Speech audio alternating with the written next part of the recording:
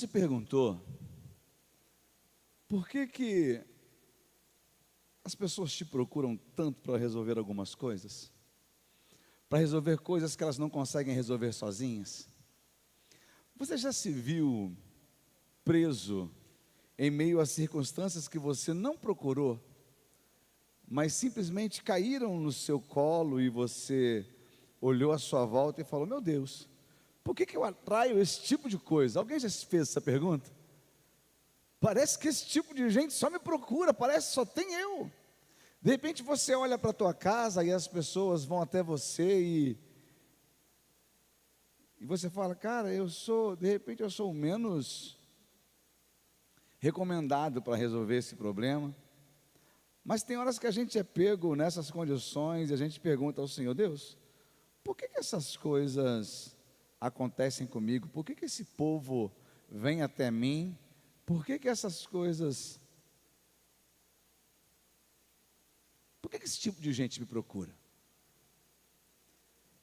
A gente consegue ouvir alguns jargões na internet, né, que tentam explicar essas condições, são até bonitos.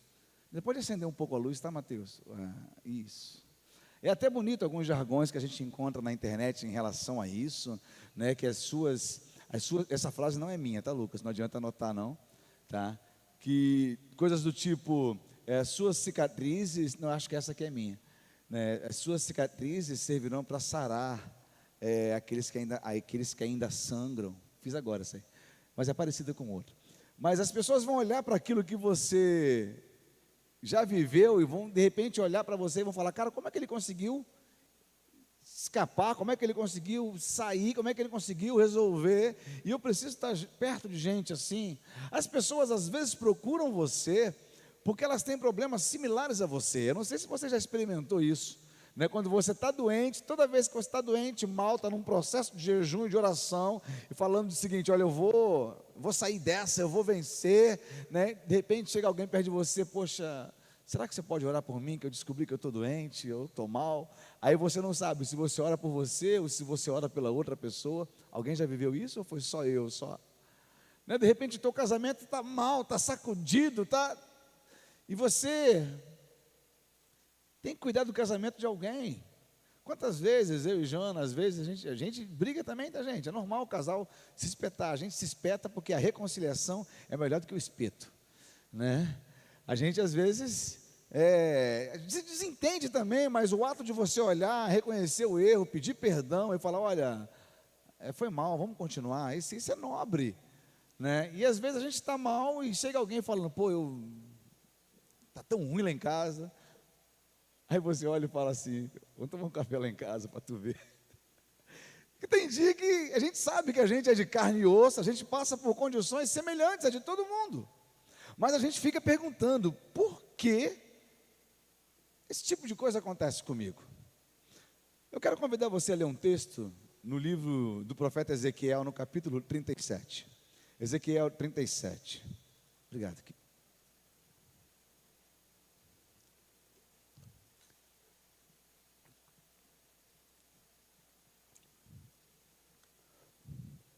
Ezequiel 37.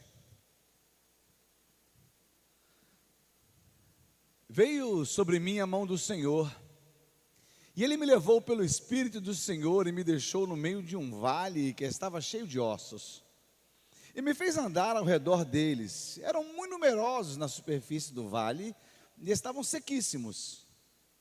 Então me perguntou: filho do homem, acaso poderão reviver estes ossos? Respondi: Senhor Deus, tu sabes. Disse-me ele: profetiza a estes ossos e dize-lhes: ossos secos, ouvi a palavra do Senhor. Assim diz o Senhor Deus a estes ossos: eis que farei entrar o Espírito em vós e vivereis. Porei tendões sobre vós, farei crescer carne sobre vós estenderei pele, porei em vós o Espírito e vivereis, e sabereis que eu sou o Senhor. Então profetizei segundo me fora ordenado. Enquanto eu profetizava, houve um ruído, um barulho de osso que batia contra osso, e se ajuntava cada osso ao seu osso. Olhei e eis que haviam tendões sobre eles, e cresceram as carnes, e se estendeu a pele sobre eles, mas não havia neles o espírito. Então ele me disse: profetiza o Espírito, ó filho do homem, e diz-lhe: assim diz o Senhor Deus: vem dos quatro ventos, ó Espírito, e assopra sobre estes mortos, para que vivam. Profetizei como ele me ordenara, e o Espírito entrou neles, e viveram, e se puseram em pé, um exército sobremodo numeroso.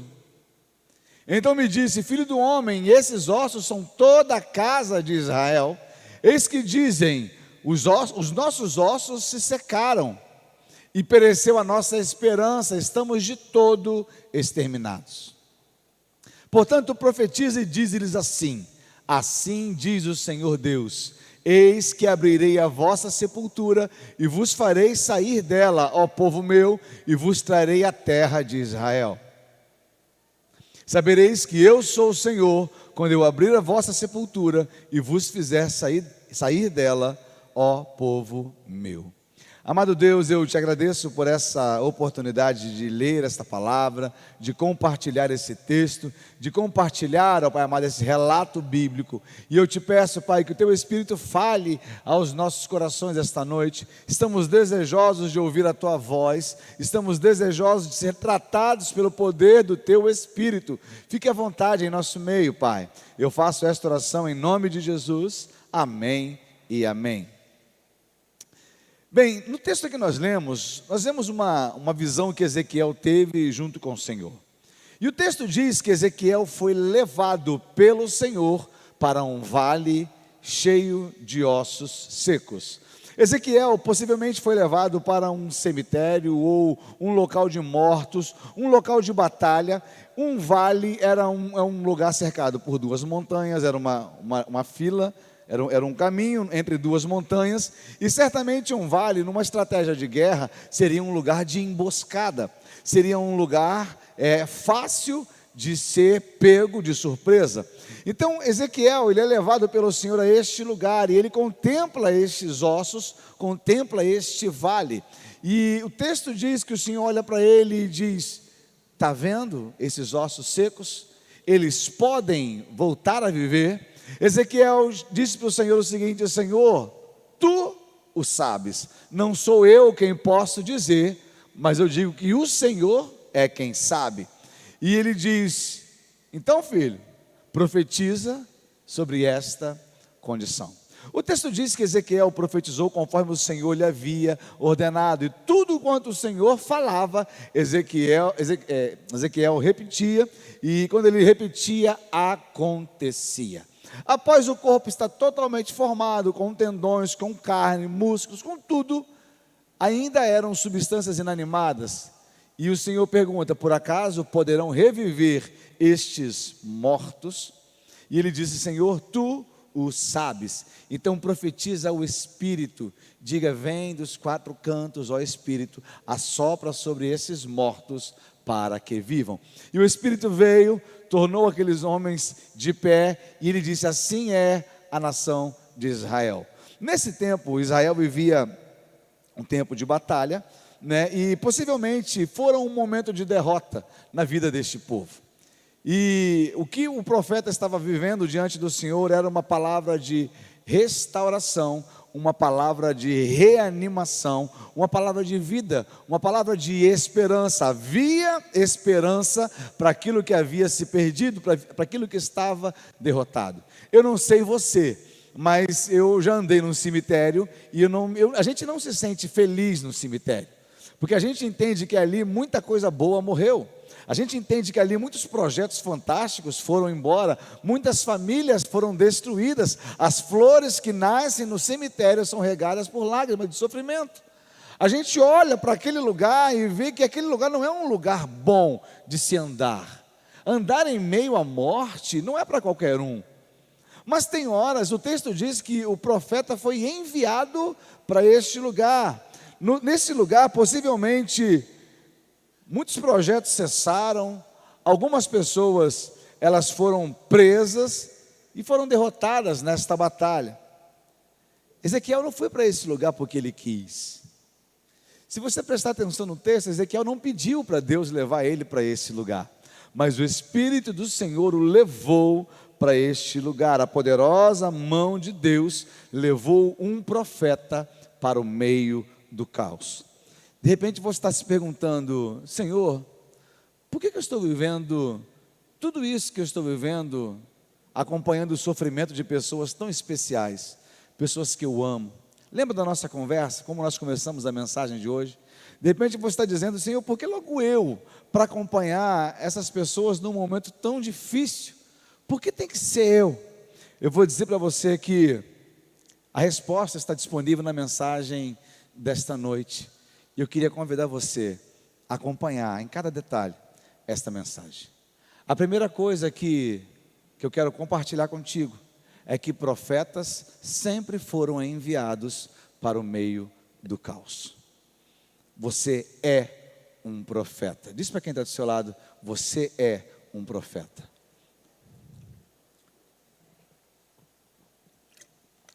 Profeta é aquele que fala em nome do Senhor. O Senhor convida você para falar em nome dEle. E quem descobre esse poder e essa autoridade, esse privilégio, o Senhor, Ele resolve levar ele para o meio do caos. De repente você diz: mas por que? Se eu falo em nome do Senhor, se eu tenho relacionamento com Ele, por que eu não posso ficar num lugar tão bom de bonança? Eu tenho que logo ser enviado para o meio do caos. Você vai ser deixado no meio do caos, porém ser deixado é diferente de ser abandonado. Não significa ser abandonado em meio às lutas, mas você foi enviado para o lugar do caos com um propósito específico do Senhor. Ei, aprenda uma coisa: se aconteceu algo desse tipo na tua vida, se você está à tua volta olhando as pessoas desesperadas e no teu coração há um ponto só de fé, há uma semente só de fé, e se essa semente tiver o tamanho de um grão de mostarda, Ele te dá autoridade para dizer para esse problema: cessa, e esse problema vai cessar. Ei, você foi enviado para o meio do caos em nome do Senhor. Você não foi para lá porque quis, você sabe disso. Tudo isso que está acontecendo contigo não é porque você quis, mas o Senhor permitiu que assim fosse, para que você pudesse entender que você não está sozinho no meio de tudo isso. Às vezes a gente olha e pode até se sentir só, mas aprenda a escutar a voz daquele que está contigo. Ezequiel ouvia a voz do Senhor. Antes do Senhor usar você nesse meio, nesse lugar de caos, Ele vai fazer você enxergar tudo o que está acontecendo à sua volta. Coloca só o versículo 2. No versículo 1 a Bíblia diz que ele foi levado para lá, mas no versículo 2 o texto diz: e me fez andar ao redor deles. Eles eram muito numerosos na superfície do vale e estavam sequíssimos. O texto diz que antes de fazer qualquer coisa, o Senhor mostrou a condição daquele lugar para Ezequiel. Eu não sei se você consegue se situar nessa história, mas quantas vezes alguém te chamou para desabafar, você olha para a pessoa desabafando, você sabe o porquê tudo aquilo aconteceu, você sabe, consegue enxergar o porquê daquele caos todo, só a pessoa que está desabafando não consegue. Você consegue enxergar o erro das pessoas que estão à volta, e Deus, Ele parece que vai te mostrando tudo. E eu te pergunto, por que Deus te revelaria a fragilidade de alguém? Para que Deus revelaria a fragilidade de alguém? Será que era para você expor essa fragilidade, ou diga ao fraco: ser forte? É tão interessante que nesse texto, o profeta ele anda no meio do vale, e o Senhor diz: olha como esses ossos estão completamente secos. Não havia mais esperança. Eu não sei se você consegue imaginar qual a visão de Deus acerca deste vale, mas a visão de um homem diante da morte é de impotência, de incapacidade. A visão de um homem diante da morte é de simplesmente dizer: Senhor, não há mais aquilo que possa ser feito. E às vezes eu e você, a gente se encontra nessa condição. onde você olha para alguém e diz: não há mais o que fazer. Mas o Senhor não perguntou para Ezequiel se não haveria mais o que fazer. Ele disse para Ezequiel, coloca para mim no versículo 3. Ele disse para Ezequiel o seguinte, perdão, no versículo 3. Então o Senhor me perguntou: filho do homem, acaso poderão reviver estes ossos? Eu respondi: Senhor Deus, tu sabes. O Senhor não perguntou, pode deixar o versículo mesmo, aqui para mim. O Senhor não perguntou: o que você vai fazer? O Senhor perguntou para ele: essa restauração pode acontecer? Posso torná-lo novo de novo? Às vezes a gente vê Deus fazendo tanta coisa. E eu te pergunto, no último jump foi fora do comum, gente, você não tem ideia. Eu perguntei para as pessoas, se bem que todos os jumps eles marcam a gente, né? Mas o último foi sobrenatural. E eu fiz um questionamento muito forte acerca de fé. Eu perguntei: vem cá, no que você crê? Em quem você crê? Se eu perguntar para você, você conhece, já ouviu falar de Deus? Algumas pessoas dizem, foi até parte de uma mensagem do domingo passado: não, eu creio que Deus existe. Não estou perguntando para você se você crê que Deus existe, estou perguntando se você crê que Ele é o seu Deus, e o que Ele pode fazer por você. Saber que Deus existe, a gente sabe. Às vezes a gente se acha a cereja do bolo, né? Eu vou fazer você se situar. Você acha grande a casa que você mora, a cidade que você mora, o país que você mora, tá bom, o planeta que você mora, a Via Láctea, você acha grande? Diante de um universo, a Via Láctea é como se fosse isso. Imagine você no meio disso, e você se acha a cereja do bolo, diante de Deus. Quem Deus é? Seu Deus é poderoso? É. Poderoso para quê? Para fazer tudo. Se eu perguntasse para você aqui, nesta noite, você já viu alguém sendo curado por Deus? Quantos já viram pessoas serem curadas pelo Senhor? Curada de dor de cabeça, eu já vi perna crescer, eu já vi mulher estéril dar à luz. Agora, alguém já viu um braço nascer? Pastor, Deus pode? Se Deus pode, por que você limita a Deus? O Deus que cura a dor de cabeça não pode fazer um braço crescer? Por que no nosso conceito de humanidade, algumas coisas que ainda mexem com a nossa fé um pouquinho, a gente até crê? Eu queria ver a tua cara, se chegasse alguém para você e falasse: Lucas, eu estou com dor de cabeça, você pode orar por mim? O que você falaria? Você oraria?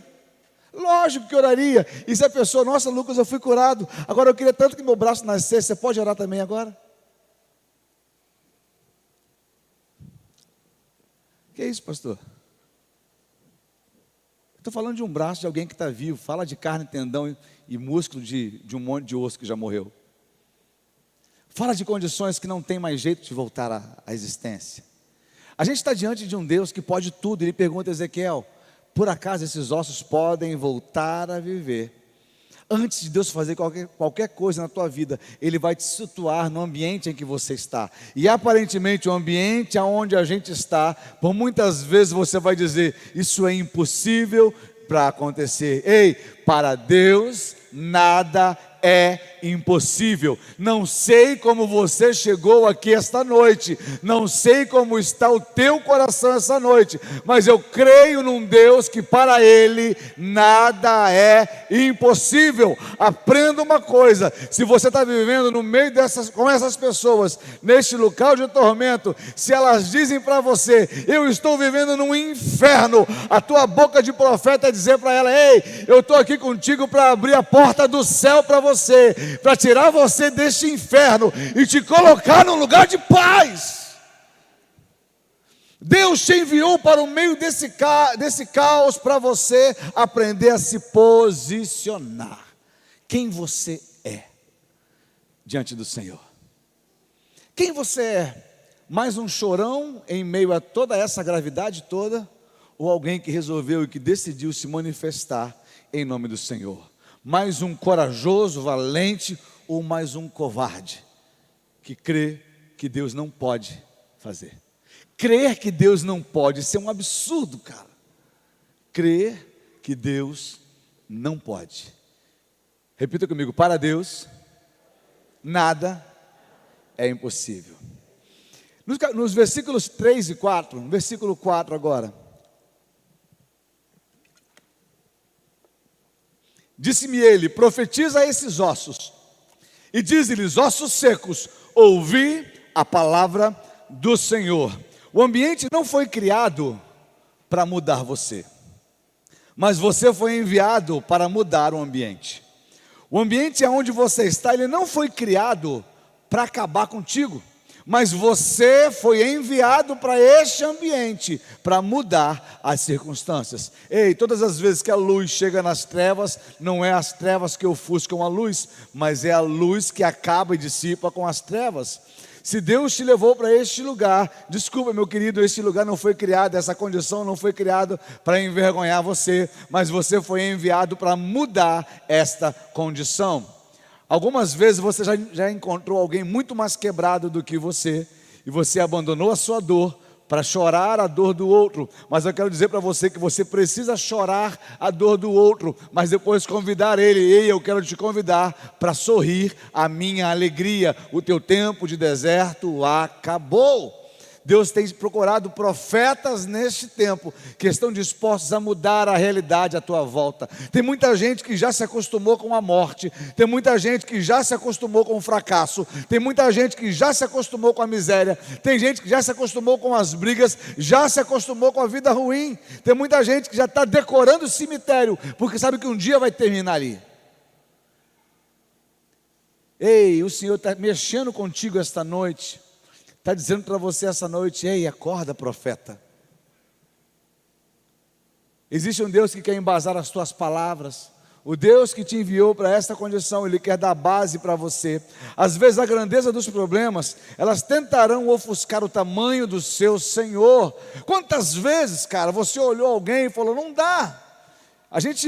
Eu e Jana, a gente gosta muito de trabalhar com casais. Dá trabalho, mas é bom. E um dia, um casal, um amigo nosso, ficou 1 ano separado. 1 ano longe. Casamento terminado. Já estavam quase morando com outra pessoa. E aquele tipo de coisa que os dois já haviam dito: não dá mais. Havia um par de alianças. E o que eles fariam? Uma aliança grossona, dá até pena, rapaz. Eles chegaram: você quer para você essa aliança? Eu falei: me dá. Pode ficar para você. Eu falei: não, você me dá que eu vou orar. E eu só vou te entregar quando você for casar de novo. Pastor, mas não dá mais. Me dá a aliança. E durante 1 ano a gente orou por essa família. Eu digo essa família porque 1 ano depois, eles me ligam e dizem: você ainda tem aquele par de alianças? Eu falei: tem, está guardado. Está lá em casa. E vou ter o prazer de entregar. Hoje eles estão casados, têm 2 filhos, família linda. Eu digo para você que eu creio num Deus que restaura, que faz tudo novo de novo. Mas às vezes a gente está tão preocupado com o não dá mais, com o já era. A gente está tão focado na derrota que esquece do Deus da vitória. Eu te garanto que quando Davi corria ao encontro de Golias, Davi não via Golias, Davi via quem estava por trás de Golias. Ele vinha o Senhor dizendo: filho, é só um obstáculo, eu tenho coisas maiores depois de tudo isso, apenas acaba com isso e vem. Não adianta correr de problema. Tem coisas que não vai adiantar você correr. Você vai ter que olhar de frente para ele. Você vai ter que aprender a olhar com autoridade para o problema. Não tente Deus a olhar para o teu problema com os teus olhos, mas busque enxergar como Deus vê. Tem horas que a gente tenta Deus a fazer a nossa vontade. É ou não é? Deus, não dá mais, já acabou, eu desisto, o médico já deu um decreto, né? O marido já foi embora, o filho já não quer mais falar comigo, já demitiram, a empresa vai fechar, e você diz para Deus todas as coisas que você quer que Ele veja, mas eu te pergunto, o que Deus quer te mostrar com isso? Será que você tem procurado enxergar o que Deus quer dizer a teu respeito diante dessas condições? Será que você consegue olhar para isso tudo e falar: Senhor, o que eu vejo é um caos, mas permita-me olhar com os teus olhos, permita-me olhar com a tua vontade, permita-me olhar com tua autoridade. O que você vê? Até agora há pouco eu via gente morta, mas agora eu vejo um exército em potencial. Eu acho tão interessante que Jesus, ele estava com seus discípulos, e quando vinham alguns fariseus, alguns pecadores ao encontro de Jesus, os discípulos apontavam e diziam: eles estão vindo, e Jesus: olha, os campos estão brancos, está tudo pronto para a colheita. Os homens olhavam e viam, os discípulos olhavam e viam pessoas fracassadas, mas Jesus olhava e dizia: está pronto, está na hora, ei, eu vou fazer. Sabe, a gente é enganado pelo nosso modo de ver, a gente é enganado por muita coisa, a gente é enganado pela mídia, a gente é envolvido pela política, a gente é iludido pela moda, a gente é arrastado pelo dinheiro. Mas eu te pergunto, aprenda a olhar com os olhos do Senhor, aprenda a enxergar a tua vida com os olhos do Senhor. Que os seus olhos sejam abertos esta noite, para você enxergar que essa situação que você está vivendo não é para a morte, mas é para glorificar o nome do Senhor. Pastor, mas eu não estou vivendo nada disso. Então, filho, guarde essa palavra, porque um dia a morte chega, um dia o caos chega, e quando chegar você vai estar preparado para ela. Não dê o seu veredito, não é o seu veredito que muda o ambiente, mas sim a palavra do Senhor.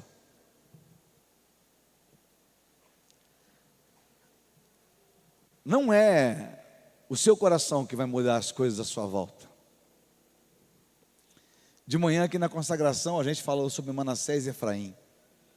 Manassés, um dos filhos de José, ele significava: o Senhor me fez esquecer dos meus dias ruins e da casa dos meus pais.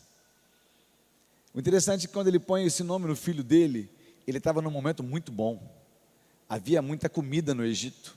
Quando a criança nasce, não estava num momento ruim, estava num momento muito bom.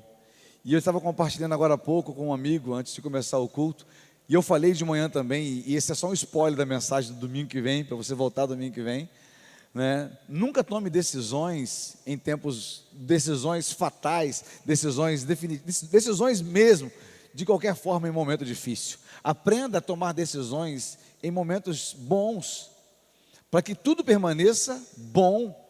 Não precisa ficar ruim para você querer acertar, é só não deixar ficar ruim. Você não precisa falir para depois decidir melhorar, é só não deixar falir. Você não precisa acabar teu casamento para restaurar ele, é só você reacender o fogo do casamento no casamento. Você não precisa dizer: Deus, eu preciso que o Senhor me encha. É só você não se esvaziar dele, se esvazie de si mesmo. Aprenda a tomar decisões de acordo com o que o Senhor diz, e não como o teu sentimento vai tentar te seduzir. Quantas vezes você já tomou decisões porque estava com a cabeça quente e se arrependeu?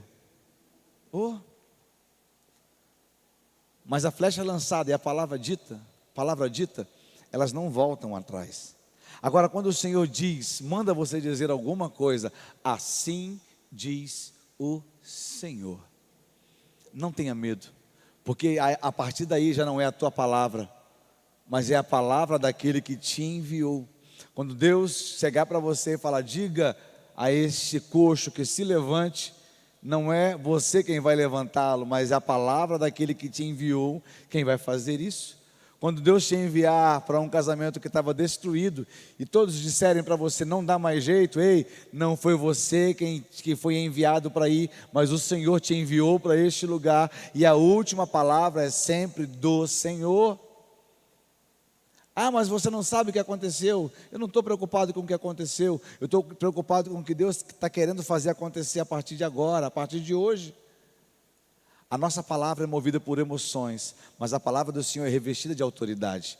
E a autoridade, ela vai sobrepujar as tuas emoções. Ela vai colocar as tuas emoções no lugar onde ela deve estar. Ouça a voz e profetize. Eu não sei o que tem assolado você, ou o ambiente que você está. Eu não sei se essa palavra está servindo para você essa noite. A gente já está caminhando para o fim desta mensagem, mas eu quero dizer para você, que eu tenho certeza que essa palavra falou no teu coração. Você tem duas oportunidades quando você entra numa casa suja, na sua casa suja: conviver com a sujeira, ou tomar uma decisão e limpar o ambiente. Um posicionamento muda tudo.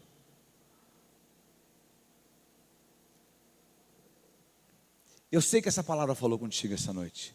Se você não está vivendo isso com a vida de ninguém, de repente você mesmo está experimentando isso na sua própria vida.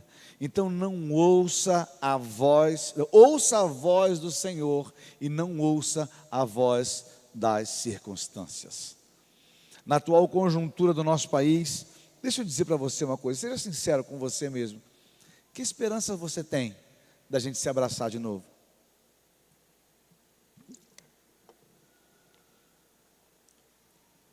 Que esperança você tem da gente encher esse lugar tudo de novo, poder fazer aquela, dá a mão para todo mundo? Isso já saiu da memória de muita gente, já ou não já? Meu Deus, que esperança você tem?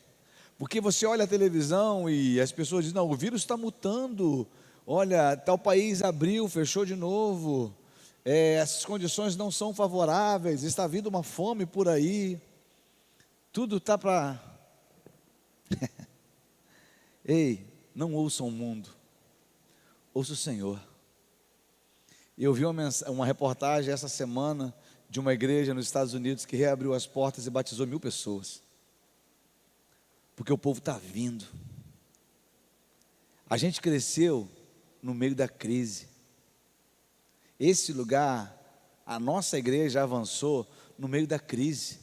Então eu aprendi que eu não preciso da crise para ditar como eu vou viver, mas eu preciso de Cristo para me mostrar o caminho que eu devo andar. Eu não preciso de nada daquilo que está fora, mas eu preciso daquilo que já está dentro de mim e no qual eu estou dentro dele também. Eu sou um com Cristo. Não ouça a voz das circunstâncias. Quando as pessoas olharem para você e falarem, se eu sou você, eu parava com tudo, eu abandonava tudo. A voz do pessimismo, ela quer acabar com a voz da esperança. A voz da incredulidade, ela quer acabar com a voz da fé. Ei, cuidado com o que você está ouvindo.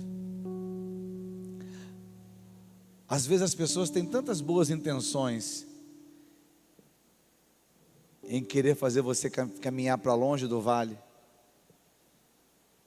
Tem gente com tão boas intenções para dizer para você, cara, vai viver algo novo.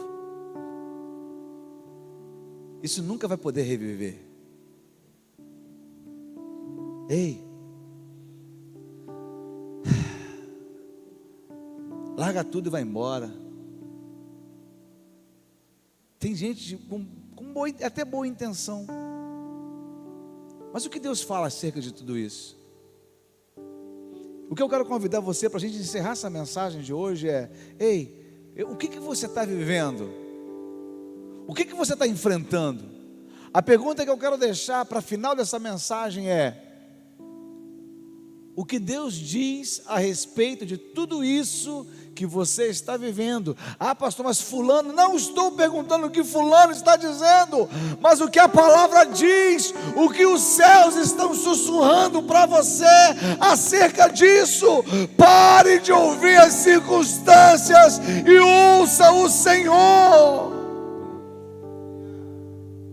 É gente chorando porque está ouvindo a voz do medo.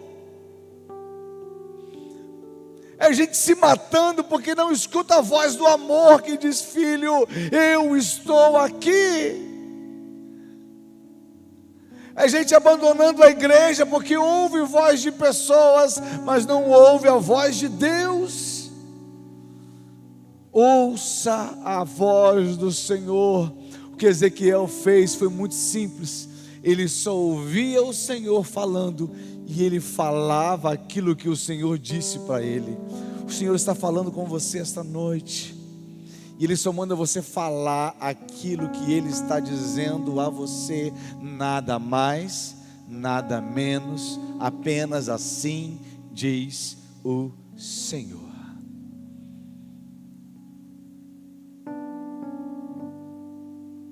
Ordene como o Senhor falou.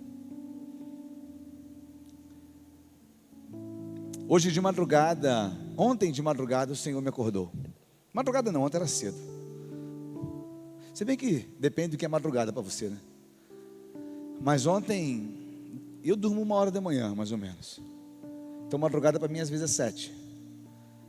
Mas tudo bem, ontem de manhã às 7 horas o Senhor eu estava deitado. Não, ontem foi 6. Eu estava deitado 6 horas da manhã e eu ouvi uma voz exatamente assim: André. Aí eu levantei da cama, falei: tem alguém me chamando. Mas no dia anterior eu tinha feito apenas até o tópico 2 dessa mensagem. Eu falava: Senhor, eu preciso do final dessa mensagem, porque é uma mensagem simples, mas eu sei que o Senhor tem algo de especial no final dessa mensagem. 6 horas, quando eu ouvi alguém me chamando, eu levantei da cama, fui lá, abri janela, abri porta, fui na varanda, olhei para baixo e não tinha ninguém na rua. Eu falei: não é ninguém. Fechei a porta, eu falei: vou voltar a deitar. E eu ouvi a voz dizendo: vai orar, vai ler. Eu falei: já entendi, Senhor, eu conheço essa história na Bíblia de algum lugar. Fala, Senhor, que seu servo ouve. E eu sentei no sofá e comecei a ler novamente. Botei uma canção bem baixinha, comecei a ler e tal. E Deus me entregou o final dessa mensagem, que Ele dizia: não adianta você estar no meio do caos se você não me ouve. Não adianta você estar no meio da batalha se você não me escuta. Não adianta você estar no meio da guerra se você não atende a minha voz. Não adianta você estar atribulado, não adianta você estar amedrontado. Se eu sussurro: tenha paz em Deus, tenha paz em mim, e você não atende a minha voz. Diga ao meu povo: aprenda a ouvir a minha voz. Eu estou com você no meio do vale, eu estou com você no meio do caos, eu estou com você no meio das circunstâncias. Você não vai mudar isso porque você pode, mas você vai mudar isso porque eu te enviei e eu posso fazer através de você. Você não está sozinho diante de tudo isso. E eu acordei inspirado, eu comecei a escrever esse finalzinho. Bem que não foi nem escrita, eu só fiz alguns tópicos. Mas hoje foi diferente, isso foi ontem. Hoje é 5 horas da manhã. O Senhor me chamou, eu acordado, eu ouvia. E a palavra dele era muito simples, ele dizia: eu quero mudar o caos nesta noite. E foram coisas tão simples. Algumas coisas eu compartilhei com o Jana, não posso compartilhar com você.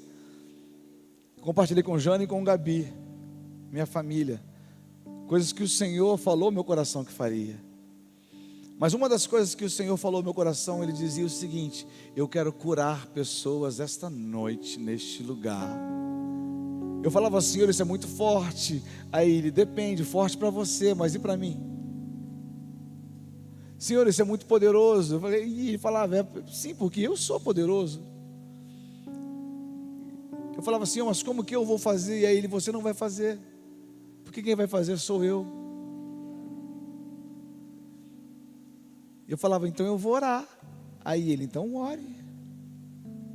E eu falei para a Jana, no final dessa mensagem de hoje, eu quero convidar você a entrar nesse vale, que aparentemente você já saiu dele há muito tempo. Para de fugir do lugar que Deus te enviou. Profeta não volta fracassado.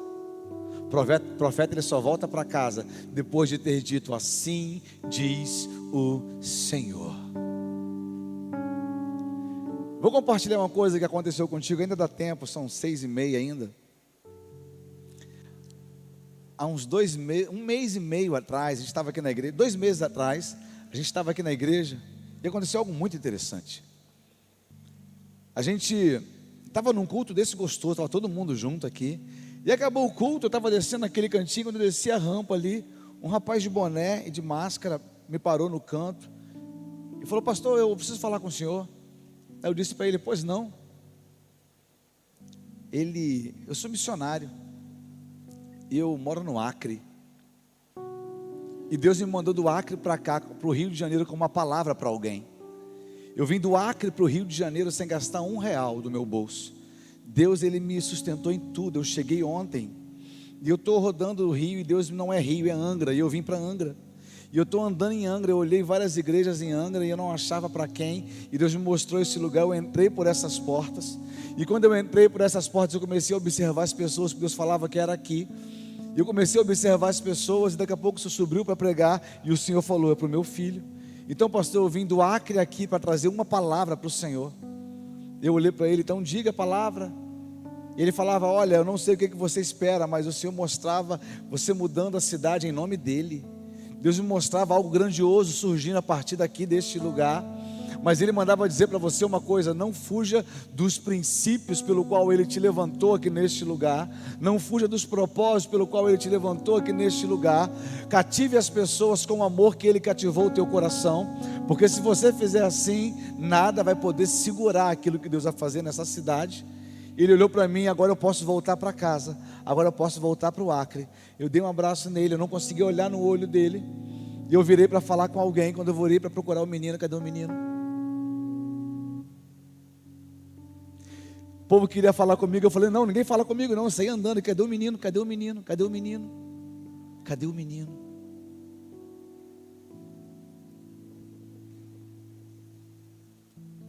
Eu tenho que parar de procurar o menino, e procurar o Deus que enviou o menino. Você tem que parar de procurar o menino, e procurar o Deus que enviou o menino até você. Ei, ele não voltou para casa enquanto ele não disse aquilo que o Senhor queria que ele dissesse.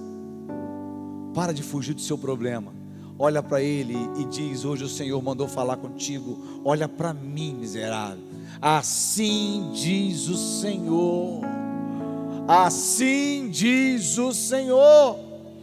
Existe autoridade no nome de Jesus, e é em cima dessa autoridade que eu quero desafiar você essa noite a profetizar. Eu creio num Deus de milagres. Quantos creem num Deus de milagres? Ministério de louvor.